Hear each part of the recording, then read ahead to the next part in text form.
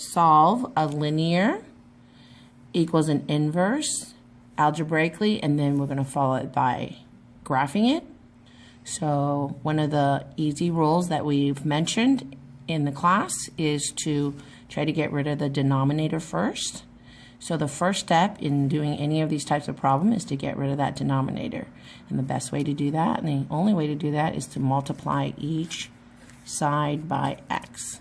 So that would cancel out the x.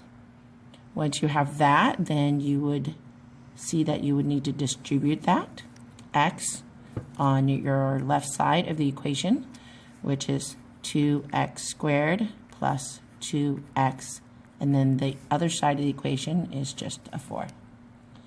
Once you do that, you would want to set this quadratic, because it turns into a quadratic equation, you want to set it equal to 0 by subtracting 4 to both sides of the equation. Then you'd have 2x squared plus 2x minus 4 equals 0. Now you have a regular quadratic function, and you can identify the a as 2, b as 2, and c as a negative 4. Good morning, Eagles. Today is Wednesday, February 28th. Then you can use the quadratic formula or factoring if it factors nicely. Place your right hand on your So heart. you can go ahead and keep going. Sorry about the announcement.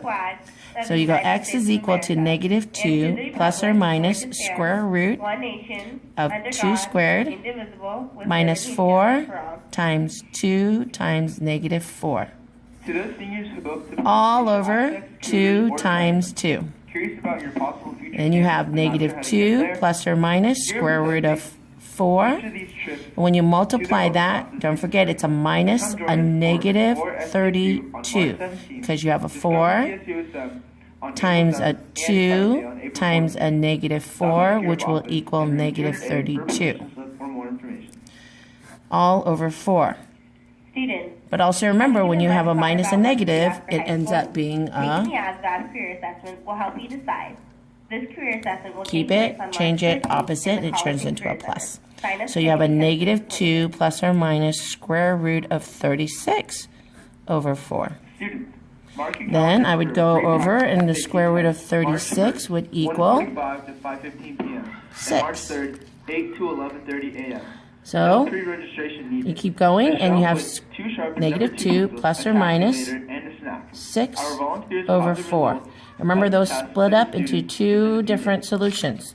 So you have a negative 2 plus 6 over 4 and negative 2 minus 6 over 4. So then this is a 4 over 4, which ends up being a 1. And then this is a negative 8 over 4, which ends up being a negative 2. So your two solutions are x is equal to 1 and x equals negative 2. Now how can I do that? Checking it on a graph. I can go ahead and graph on a calculator, turn it on, and go to your y equals. And so, if you can see, I typed in one of the equation on the first y1, and then the other side of the equation y2. And then what I can do is hit graph, and then it'll graph it for you. And then you can use your calculator, the calc function, and find the point of intercept, number 5. And then remember, it says first curve. So it's the cursor is going to be on the line already. So I just hit enter. And then the second cursor, I want to make sure that it's on the second curve, which is that little graph that kind of curves. That would be the inverse function. And then hit enter, and then it'll say guess. And then it'll give you one of the solutions. The other way to check is by the table and see where the function is the same. So the y output is the same here. So there's the 1 is the solution, and then 2 is the solution. And so again, we can graph this function on your graph paper. Make sure you find both intersection points. You can see that one's at +1, and that one, the x value is -2. Just just like we got when we solved algebraically.